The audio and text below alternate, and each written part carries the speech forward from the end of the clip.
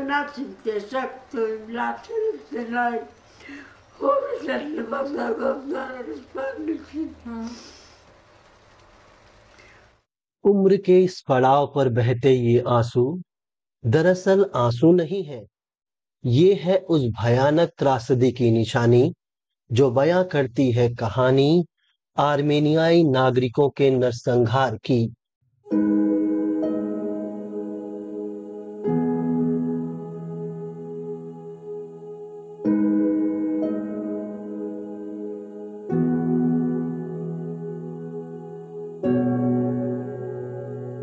ये एक ऐसी दर्दनाक ऐतिहासिक घटना है जिसे सुनकर, देखकर और जानकर इंसानियत की भी रूह कांप उठे। क्या आपको पता है ये घटना कहाँ की है?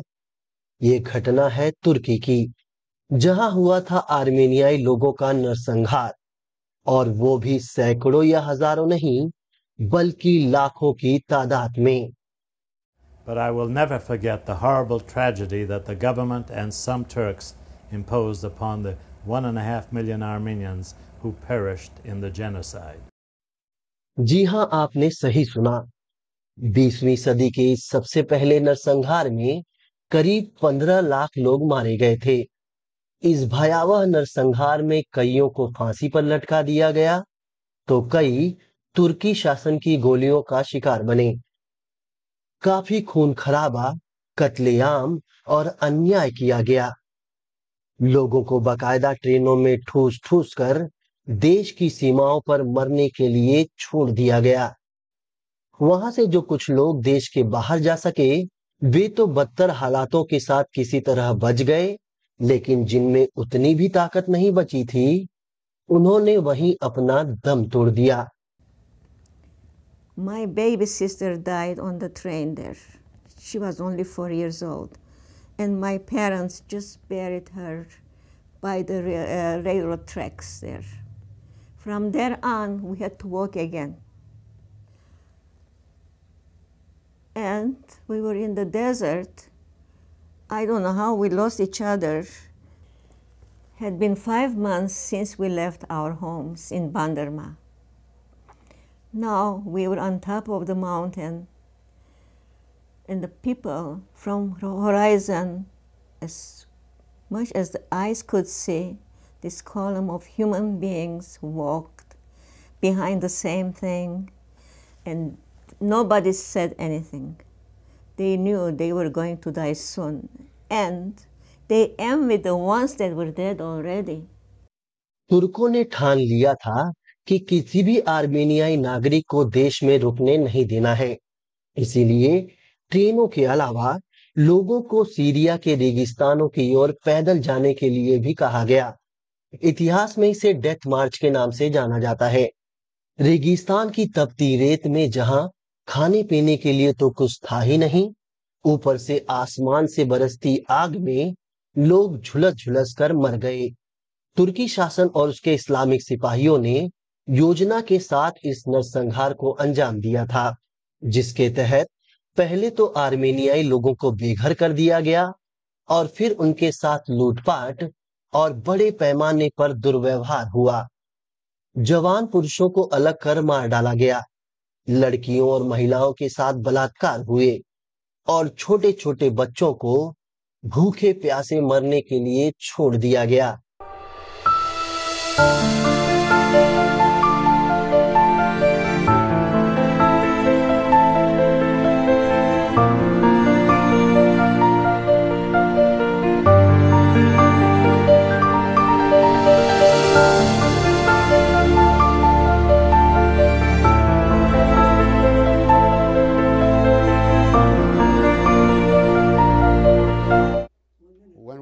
When we went back to the desert, all we see is bodies lying on the ground, no shade, no blankets, nothing but sand all around there. People like they were dead or something, they couldn't move. Some of them didn't even feel like human beings. And they crying out for food, for water, food, akal, all that stuff there. Nobody could help them. We'd walk around and it's the same thing. Mothers are holding their babies to their breast, You know, they couldn't feed them. It's a tragic thing of what we saw. It was sickening. Later on, we found out that we could not move into that territory anymore, that the government stopped everybody.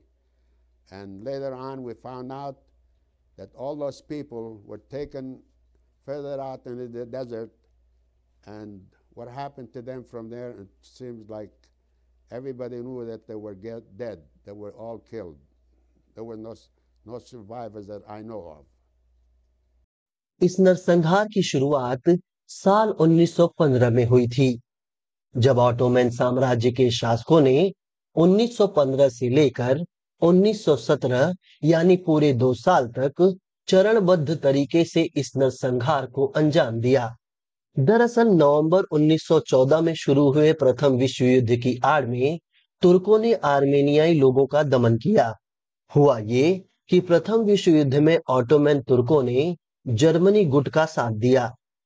तब के young तुर्क नामक सरकार का मानना था कि आर्मेनियाई ईसाई सोवियत रूस गुट का साथ दे रहे हैं, यानी अपने शासकों के खिलाफ है। बस इसी शक में 24 अप्रैल 1915 को अचानक तुर्की की राजधानी अंकारा में हजारों की संख्या में आर्मेनियाई बुद्धिजीवियों को गिरफ्तार कर मार दिया गया और फिर शुरुआत हुई दुनिया के अब तक के दूसरे सबसे बड़े नरसंहार की। The Turkish town crier came and said that be ready in about a couple of days. We're going to take you to another city. And nobody hardly believed that. But 2 days later, some of those gendarmes came and with their rifle butts hit the doors.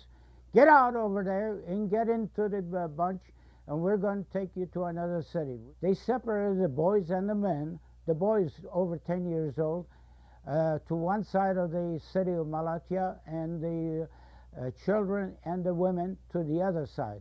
That night, we heard a lot of rifle shots, and we saw the flashes on the other side of the city. And a boy about 15 years old, he somehow or other had managed to escape and came to the bunch and said that forget about all the men were killed by the Turks, massacred in cold blood.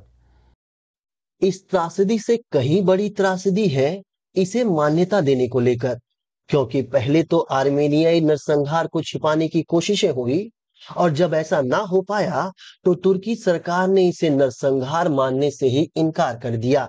संयुक्त राष्ट्र और अंतर्राष्ट्रीय दबाव के बाद जब तुर्की ने इस घटना को स्वीकार भी किया तो ये कहकर कि ये घटना आर्मेनियाई विद्रोह का नतीजा रही होगी। यहां तक कि नरसंहार में मारे गए लोगों की संख्या को भी वह आज तक सही नहीं मानता। जहां विश्व के कई बड़े देश रूस, फ्रांस, जर्मनी और कनाडा सहित करीब 30 से ज्यादा देश इस त्रासदी को नरसंहार मानते हैं, तो वहीं अमेरिका ने साल 2021 में इसे आर्मेनियाई नरसंहार के रूप में मान्यता दी। These things dig into you, not only once but throughout life. Through this day, I am 98 years old, and to this day, I cannot forget any of this. I forget what I saw yesterday, maybe, but I could not forget these things. And yet, we have to beg nations to recognize genocide. I lost 11 members of my family, and I have to beg people to believe me. That's what hurts you most. It's a terrible world, terrible experience. पूरी दुनिया में मौजूद आर्मेनियाई प्रवासी हर साल 24 अप्रैल को इसे नरसंहार के रूप में याद करते हैं। वहीं सच्चाई सबके सामने आने के बावजूद नरसंहार को लेकर आज भी तुर्की अपने पुराने रुख पर ही कायम है। भारत ने अभी तक आधिकारिक रूप से इस घटना को लेकर कोई बयान नहीं दिया है। हाल ही में भारत और पाकिस्तान के बीच उभरे तनाव में तुर्की ने खुलकर पाकिस्तान का साथ दिया। जिसके बाद भारत और तुर्की के रिश्तों में खटास आई है और तुर्की पर कड़े प्रतिबंध लगाने की बातें। लोगों में ये गुस्सा इसलिए भी है क्योंकि हाल ही में आए भीषण भूकंप में भारत ने तुर्की की अच्छी खासी मदद की थी और अब तो तुर्की के कई छिपे हुए पन्ने भी एक एक कर खुलते जा रहे हैं। ऐसे में देखना होगा कि तुर्क सरकार का रवैया बदलता है या फिर वो आतंक और हिंसा के अपने कथित समर्थन को यूं ही जारी रखता है। Shravan Singh, news you can use.